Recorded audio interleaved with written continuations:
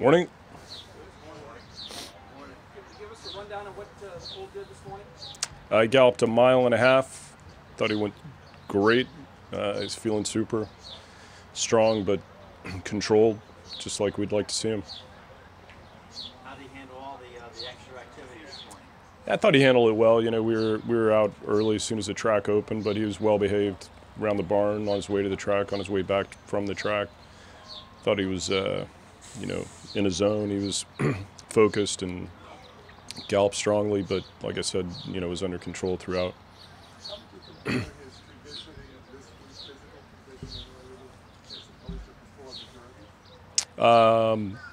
He's been training great for a long time now, and he continues to show us the same things he was showing us leading up to the Derby. He's full of himself. He's energetic, and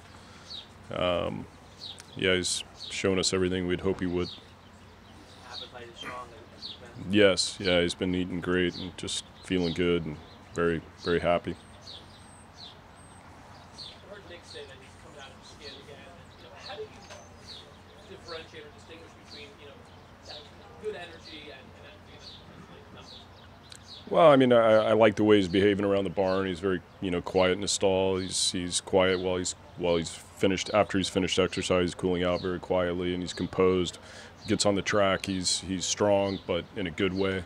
We just don't want to see him get too excited and step on himself or something like that. I thought he paddock schooled great yesterday. He walked over really, really composed. And when you when you go to the paddock here, you actually walk on the racetrack, which is a little different than a lot of places. So sometimes that'll charge one up a little bit, but he handled that really well.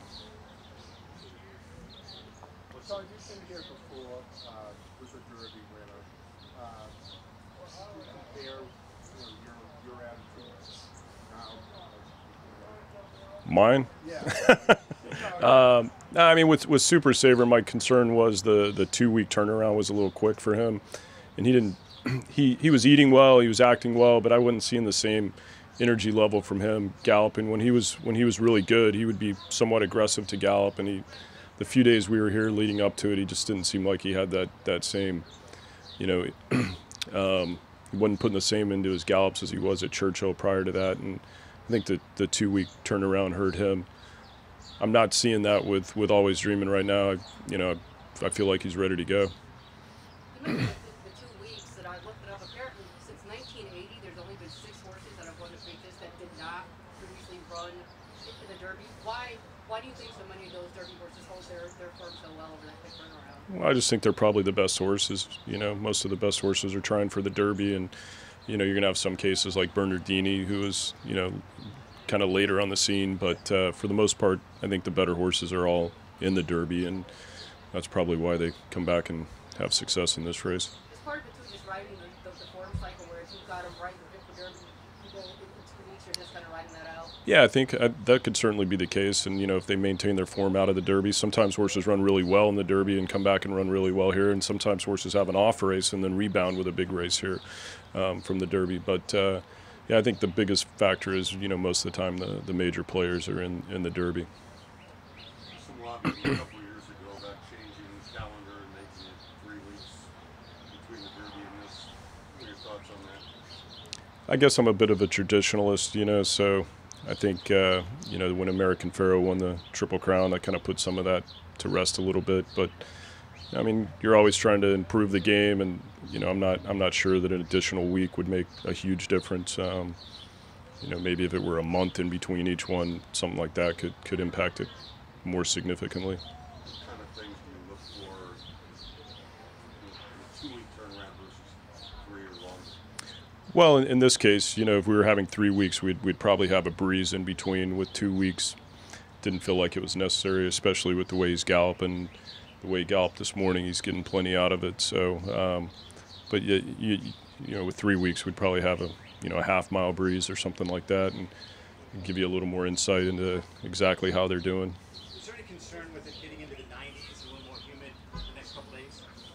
Well, the good thing for us is we're gonna, we'll train early before it gets hot, and we won't do much in the afternoon. So, got our paddock schooling done yesterday, and it's a little bit of a concern just because it's such a change from what we've been seeing. But the the good news is it looks like Saturday's going to be like low 70s, which is perfect. Allowance race, where he was anchored in the front end versus the Derby where he sat behind the speed. Have you seen in his races or in the morning in his workouts, is he more competitive when he has a target to run at, or is he more competitive actually when he has someone behind him? I think he's equally competitive. You know, I think he adapts to either one of those scenarios. We didn't really want to be on the lead in the allowance race. Our goal was to try to sit him behind someone and, you know, let him get a little dirt and educate him. Unfortunately, the pace was so slow we weren't able to do that. I think his ideal trip though is what he got in the Derby and the Florida Derby. You know, where he stalks and he's got a high cruising speed. He can keep an honest pace and turn up the pressure when he needs to. I'm not going to sweat the post position too much in a 10-horse field here. I don't think it's, you know, nearly as important as it can be at the Derby. But, you know, everybody kind of wanted outside posts in the Derby, and 17, 16, 15, 14 probably turned out to be the worst. So a lot of it just depends on how the break goes and if everyone breaks straight. And I've said many times, sometimes you get good trips from bad posts and bad trips from good posts. So, you know, hopefully he just gets away cleanly and Johnny's able to put him into a position he's happy with. Todd, in past years, Doug O'Neill has talked about enjoying downtown Baltimore. Bob Baffert has his favorite crab cake places. Is there any Baltimore thing that you've enjoyed doing? I mean, you've already Well, I've got a streak going of 6 consecutive days of eating crab cakes, so I'm going to try to keep that through the end. Yeah. Have you moved it around, or is there I've been to Michael's Cafe twice, and then. But the great thing is wherever you go here, there's crab cakes available, so should be able to keep it going. Do you see a huge difference in the pace scenario in the previous versus the Derby with concourse no money in there? Or? I mean, I think it's going to be an honest pace, but I don't see it being a whole lot different. I mean, the Kentucky Derby was a pretty true pace, you know, 22 and 4, 46 and 2s, solid fractions for a mile and a quarter. What's your plans with them Thursday and Friday morning and also on Saturday morning? Saturday morning he'll just walk, but we'll plan to gallop Thursday and Friday morning. Much was made of his behavior before the Derby, those couple of days when he had some fun.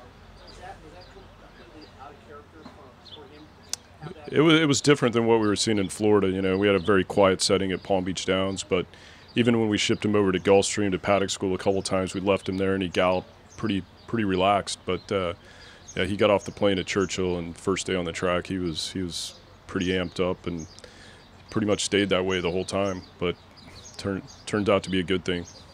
Todd, after the Derby, you were talking about a conservative route with him going to Tampa to break his maiden and the 1X. Were you thinking beyond the Derby when you thought that plan?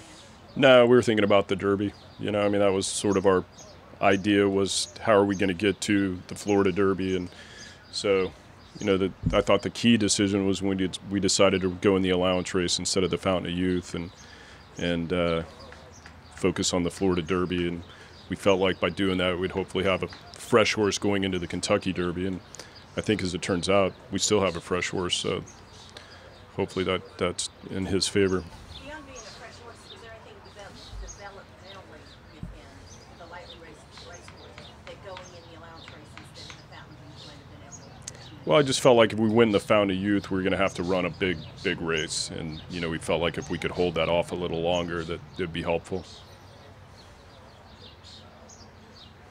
When is John Leska going to get us? I think he gets here Friday morning.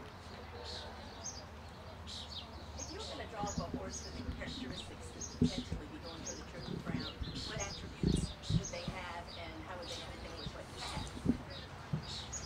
have? Well, I mean, I think first and foremost is you need talent, and, you know, I think he has that. But he's given us the indication based on the way he's finished his races, the way he galloped out in the Derby, that, you know, I think the 1.5 miles is within his range. So he's got that high cruising speed, which is can be effective in all races, and especially the Belmont. So, you know, I mean, I think he has checks all those boxes. Speed to stay out of trouble. Hopefully, yeah. Good tactical speed, good, you know, but not a need the lead type. So. After you won the Derby, you described it as feeling a need. Did you feel a need to win the Triple Oh, I don't know. I mean, honestly, I tried not to think beyond this race. It's hard not to, but focused on this and just, let's hope that, Sunday morning we wake up and have that to think about.